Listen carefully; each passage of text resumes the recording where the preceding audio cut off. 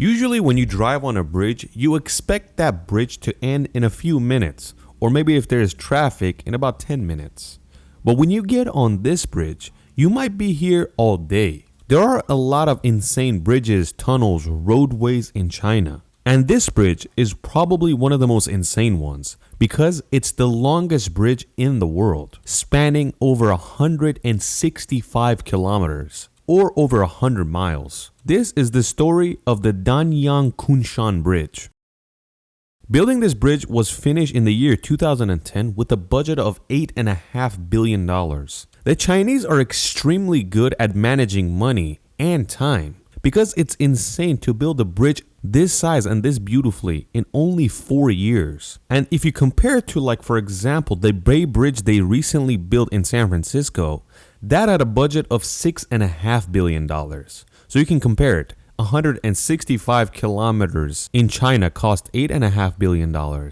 3 kilometers in San Francisco cost $6.5 billion. This super long bridge is standing on over 2,000 pillars, and it passes through rivers, lakes, sea, and even the most important river in China, the Yangtze River or the Yangtze. The same river that has the biggest dam in the world, the Three Gorges Dam. But the question is, why is this bridge going everywhere and why is it so long? It doesn't even go through water most of the time. Because you have to know that this is one of the most populated areas in China. And when we talk about population in China, we're not joking. Long story short, this bridge connects Shanghai, which is one of the most important cities, to Nanjing, the old capital. And between these cities, there is a whole lot of other cities where tens of millions of people are living. Before this bridge, there were a lot of roadways, but they were so busy and so dated that there was a whole lot of traffic. So for example, if you wanted to go from Shanghai to the next city, it might have taken hours. But now with this roadway, the person driving on this bridge could get to the next city in minutes rather than hours. But another interesting fact about this bridge is that a high-speed rail is running in the middle of the bridge, because these high-speed rails are no joke. Most of the people in the area use the high-speed rail rather than drive on the bridge, and that helps the traffic even more. You might look at some parts of the bridge where it's just passing through land. And you might say, why the hell are they doing that? Why don't they just build roads since it's cheaper? Unfortunately, you can't do that because the landscape here is so uneven and so wet that it would have been way better to build a bridge over it rather than a road. And if you build a road in this type of landscaping, you're going to have a lot more maintenance because since the ground is very soft, it could destroy the roads very easily.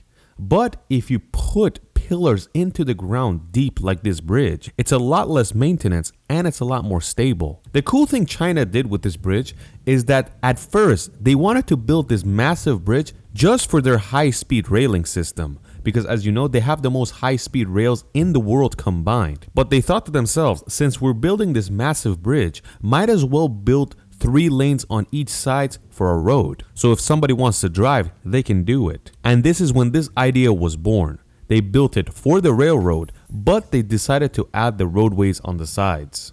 Another challenge the engineers faced with this bridge is that this area is extremely prone to earthquakes, so they had to count that in the engineering as well. So it's built in a way where it can withstand 8 on the Richter scale, which is huge.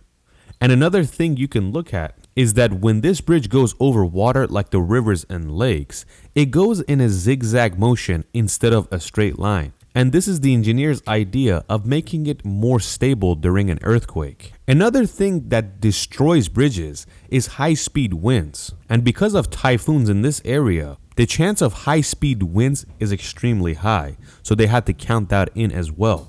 If you don't count the wind speed and the wind direction in bridge building, you're going to end up with the Tacoma Bridge in Washington, where it just destroys it and makes it fall into the ground before it even opens. Another huge challenge with this bridge or any other bridge in the world is the maintenance.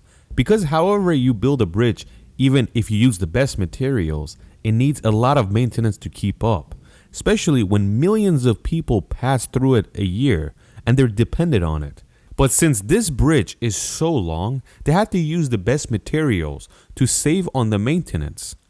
Because you have to have thousands of technicians inspecting the bridge to make sure everything is up to par. One of the things they use on this bridge to make it long lasting is that they use stainless steel instead of regular steel, which causes the corrosion to be a lot slower. But even with all that, this bridge always has to be inspected because of the sheer size and the amount of people that are dependent on it, especially since the high-speed rail passes through it. In some sections of this bridge, since massive ships and container ships have to pass through it, it gets lifted. And the insane part is that the pillars that hold up these sections can withstand the hit of a 300,000-ton ship. And this is very important because if a massive ship that's hauling cargo accidentally hits one of these pillars, it could very easily destroy the bridge. But these massive pillars were engineered in a way to withstand a hit that insane. Since this bridge is 165 kilometers,